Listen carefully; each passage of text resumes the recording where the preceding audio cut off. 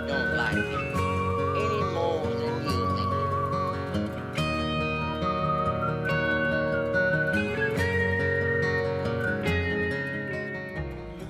Part 2 of Marvel's Civil War. What we're going to do here is just take a quick look at the cover. It's another wraparound cover with the top half being the actual art, and the bottom half being all white. Again, whose side are you on?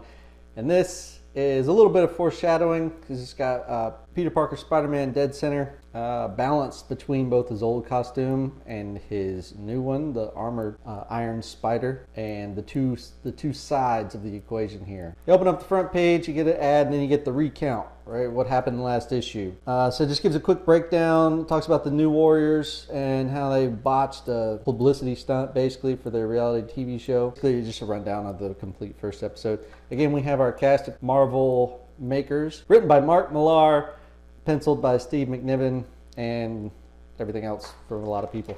All right, we open up with actually a really good shot. You got the Vulture here, and you got the Grim Reaper, and they're complaining about how that guy broke my nose. All right, and at first you think it's these SHIELD guys that are here, and they keep talking about he. They keep playing the he name, the pronoun game, and then you find out that it's Captain America because she's like, our nightmare scenario. I don't think he's on his own anymore.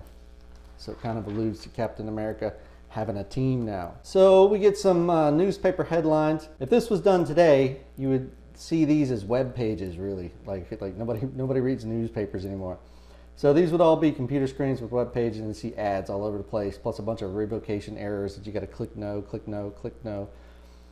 All right, it moves into to Marion Sharp, and she's talking to the press about how she's disappointed that Captain America has taken a stand like this, but she couldn't be happier about Iron Man.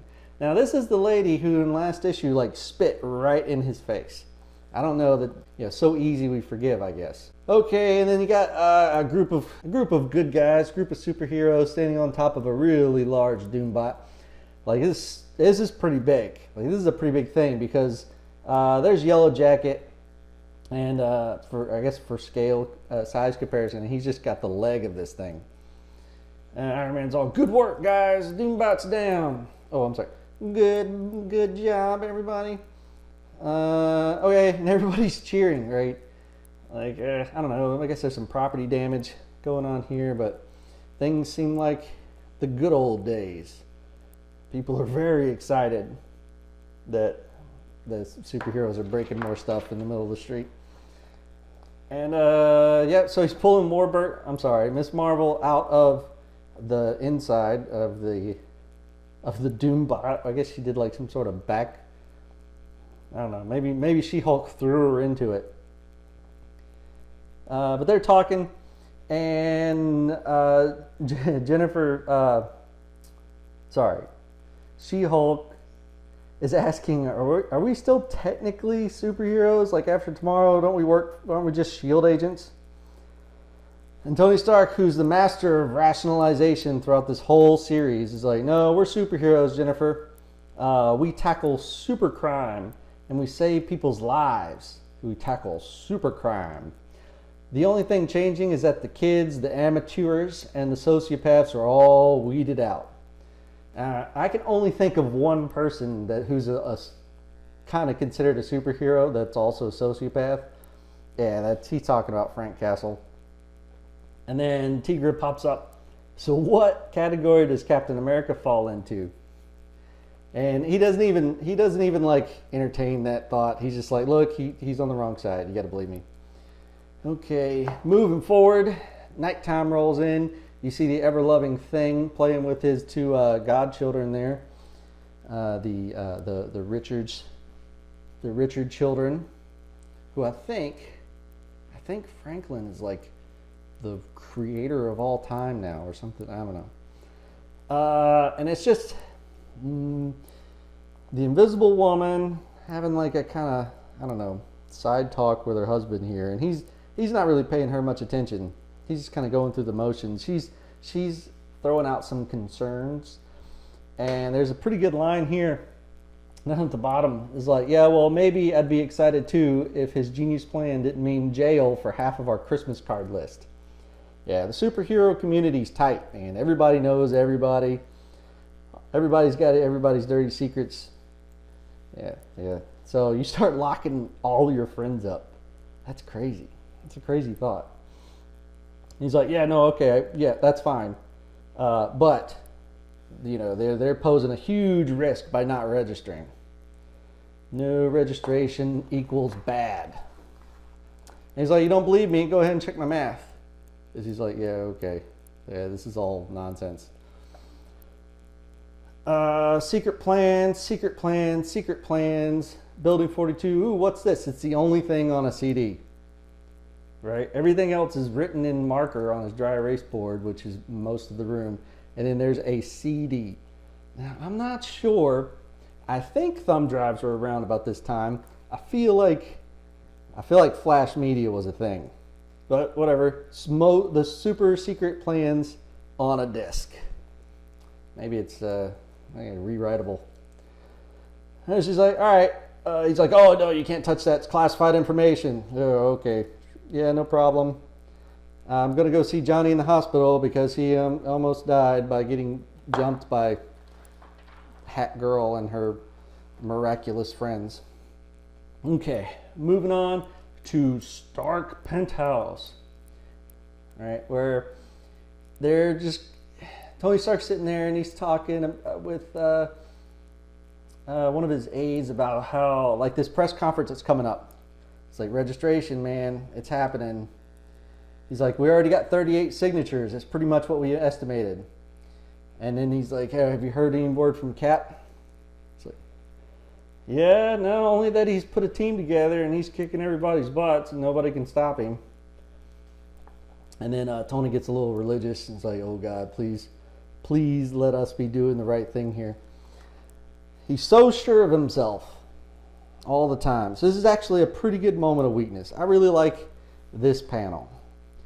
I have so much fun reading characters like this, okay, where you have an outward projection or a persona that they put on for everybody else, but then in the book, in their mind, you can see all the frustrations, the second guesses, all the stuff that they can't let other people see. This is what movies will never take the place of this. Like, movies are good, but you can't hear the thoughts of people in movies. Like, I mean, you could simulate it stuff, but this is where I feel that the mediums can't converge, right? It's just, you'll get so much more emotion out of this if it's done right. But movies are good. I like movies too. All right, Happy New Year. Registration Act becomes law. Right? I've never been in New York City when they pass laws. Do they put them up on the big screens, like in, what is that, Times Square, right? Yeah, no idea. No idea if they talk about. Well, I guess this is pretty big. It affects a lot of people. And then right away, 24 hours later, Patriot, the little kid who asked about carrying badges. Little kid. He's like 16.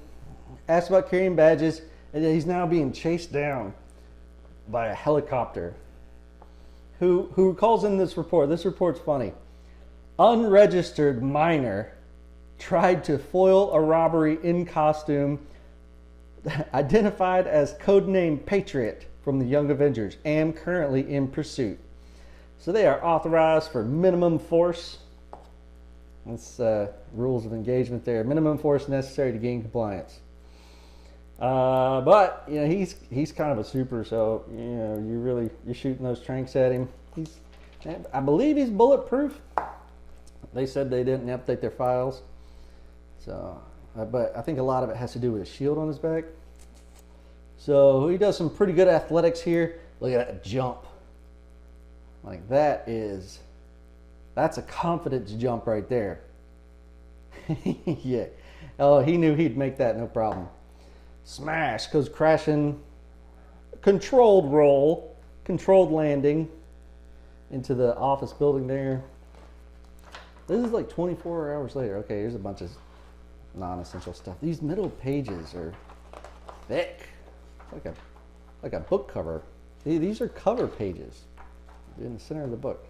All right. He gets up from it and he starts talking to the rest of his team, the Young Avengers. And he's like, oh, I got shields all over me, man. You guys, we got to get out of here. We got to break out. So they launch. I don't know what this is. As soon as I saw it, right, when I thought, why is it so green, right? And then he sees it and he's like, uh-oh. And then boom. Now, when I saw this part, I felt it leading up to here. But when I saw this, I thought instantly, I was like, dude, pumpkin gas, goblin gas. It's like a pumpkin bomb, only not. Like, are we employing the goblin now? Which, we'll see some stuff later. Okay, so they're all wrapped up. Young Avengers, nabbed. They show a little bit of concern. One guy shows a little bit of concern. He's like, you sure that kid's indestructible? He's like, yeah, he'll be fine. That's the office block I'm worried about. Dude, Commander said property damage got to be kept to a minimum or it's head rolling time. I don't know why. That voice is fun for me. So they lock him up. This guy, right? This guy, he's kind of a jerk. He's like, they're all locked up, right? They got these like power containment cuffs on around their neck. Makes me think of Running Man, right? Like if they try to escape, their heads are going to explode. And he's giving them a lecture. He's like, you see that? You see the trouble you caused? See what happens when you try to be some big bad vigilante with your buddy Captain America? Right? You see that? Look at it. Look what you did. Okay, now let's see. So Luke Cage has got the place wired. They already know.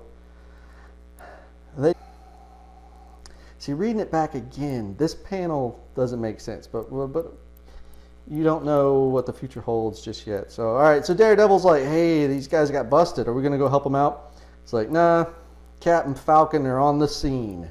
And this does sound like Falcon. He's at cocky Mr. Wilson even told me to get the damn coffee on. Yeah. Shut up, Luke Cage. Indestructible, super strong. Make me some coffee. Yeah, Falcon used to be way BA. The truck, everything's calm and cool. This guy just goes on and on and on about those those people out there in their pantyhose laughing in our faces. We're not banning them, man. Nobody's stopping them doing their thing. They're even trying to pay these clowns to go official now, right? He's just running his mouth like, I don't know if it's appropriate drive talk.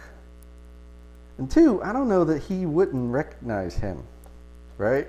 Like, oh, you just got assigned to Unit 6 like me? Yeah, we all got put together yesterday. Yeah, these people are supposed to be, like, trained together, right, as units. Yeah, whatever. Okay, so he keeps running his mouth, and Cap's all, Steve Rogers is all, you know something, fella? You talk too much. Boom, just kicks him right out, the door and all. Like, this is armor. This is an armored vehicle to contain superhumans. And he just kicks him right out the door. Yeah, and this dude's dead, right? Like, everybody agree with me that this guy is dead? They're traveling, we'll say this puppy can get up to 60 miles an hour. He goes flying out of the door with an armored door on his. First off, just got kicked through an armored door. Probably dead there. He goes landing in the street, followed by 3 cop cars. One of them has to swerve. Big pile up. Look at that. Yeah, that guy's toast. Probably a couple of those cops are too. People are hurt. Cap's already taken everybody's cuffs off, which I'm assuming he dispatched the other person who was in the back with him.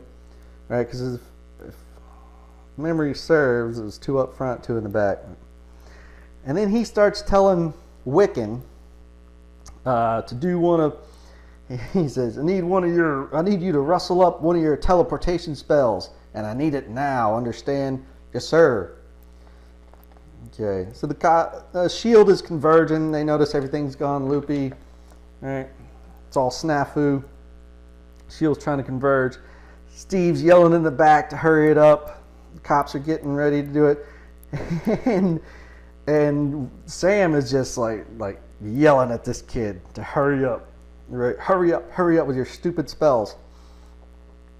And all he says is like, Wiccan just starts to chant. I'll see if I can get this photo. He's like, I want to be somewhere else. I want to be somewhere else. I want to be somewhere else. I want to be somewhere else. Like, hurry it up, man. Hurry it up. The spell starts to take effect. It's still going. I want to be somewhere else. I want to be somewhere else.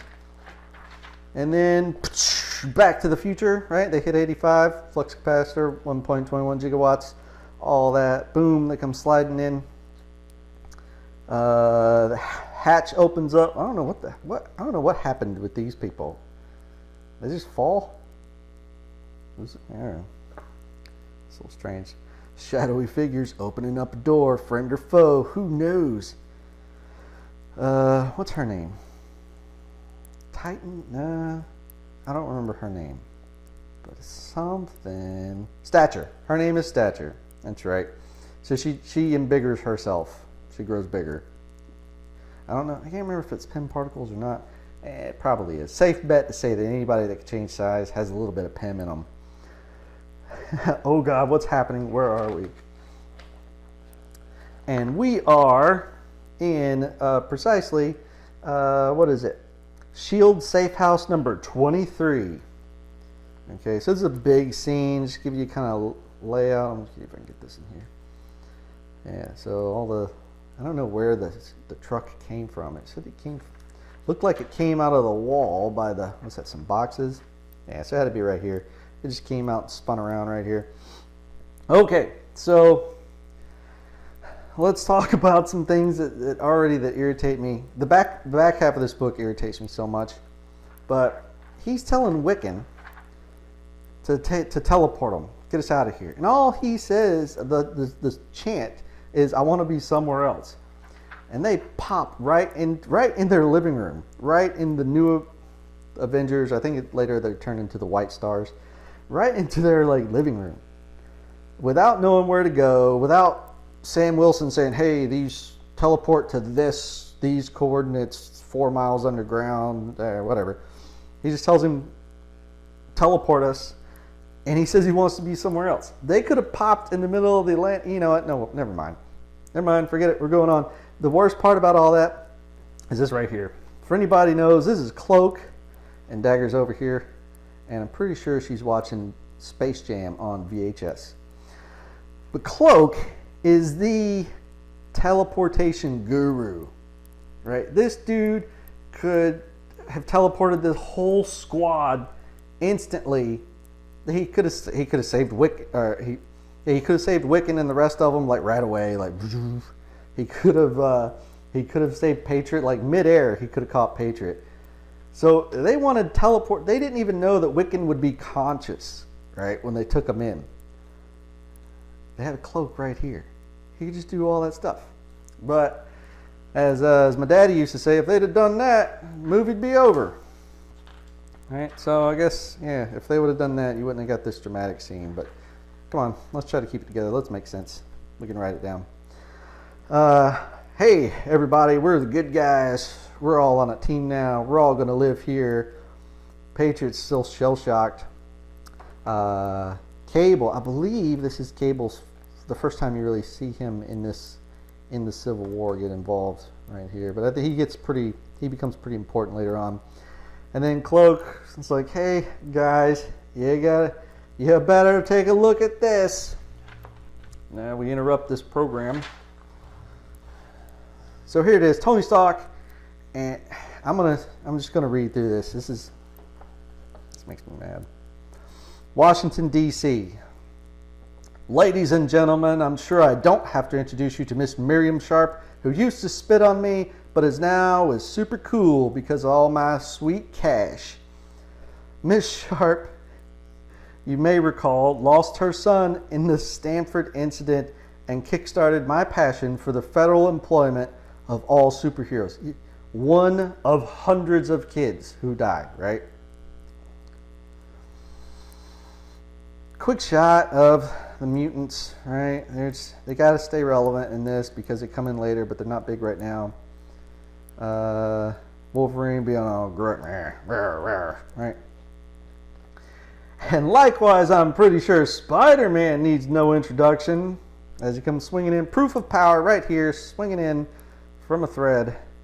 You just take a look overhead. Hey there, look, it's the Spider-Man. Hospital, Johnny Storm. Look at this. Look at what they did to him. All this guy had to do was like spark a bit and everybody would have ran away. But no, he let them beat the crap out of him. I hope you know what you're doing here, Tony. Sue Storm. I love Sue Storm. Man, I'm pretty sure she's one of the most powerful women in Marvel Comics. Like, she's whatever. They kind of nerf her a lot. She's always like, my nose bleed. It's too powerful. I digress. Spider-Man. As most of you probably know, I've guarded my secret identity pretty carefully over the years, and it's only after a long talk with my wife and family that I've decided to take the following step. See, the Registration Act gives us a choice. We can continue the trend that Captain America advocates and have people with powers completely unchecked. Peter Parker, like, was completely infatuated with Captain America. Right? There's one in one of the offshoot books where I believe it's Spider-Man 537, I think. But Spider-Man and Cap are talking. They're on the rooftop, and he's like, "What do you think's the right thing to do, Cap?" And then Cap gives this epic speech, and after it's all done, he just looks at Spidey's like just kind of crouched down, and he's like, hey, "Can I carry your books or something?" Like, to see him go against Captain America like this, and to just kind of call him out, to literally put him on blast on TV at this press conference. Captain America advocates and has people with powers completely unchecked. I'll go on. Or superheroes can go legitimate and earn back a little public trust. Because he's always been worried about public trust, right? And this is kind of funny. This is money right here. Mr. Jameson, Miss Grant, if you even think about asking me what I want for breakfast, you're fired. I'm not wearing my old mask because I'm ashamed of what I do. I'm proud of who I am, and I'm here right now to prove it. All right, here it is. My name is Peter Parker, and I've been Spider-Man since I was 15 years old. and then no more Jameson. No Jameson. Blam. On the deck. He's been employed. That's funny. Any questions? That's it. I have a lot of questions. There are a lot of questions that I have. Whatever this is. Okay, all right. The first half. I don't like this one. This one bothers me. But whatever. I'm done. On to number 3. Comics. I don't know. I need an end thing. I need something to say. Ooh, I can do the standard please like, subscribe, hit that little bell for notifications, leave me a comment down below, and like, thumbs up if you liked the video. If you didn't like the video, give it a thumbs up, like and subscribe. Anyway, it really helps me out. All right, goodbye.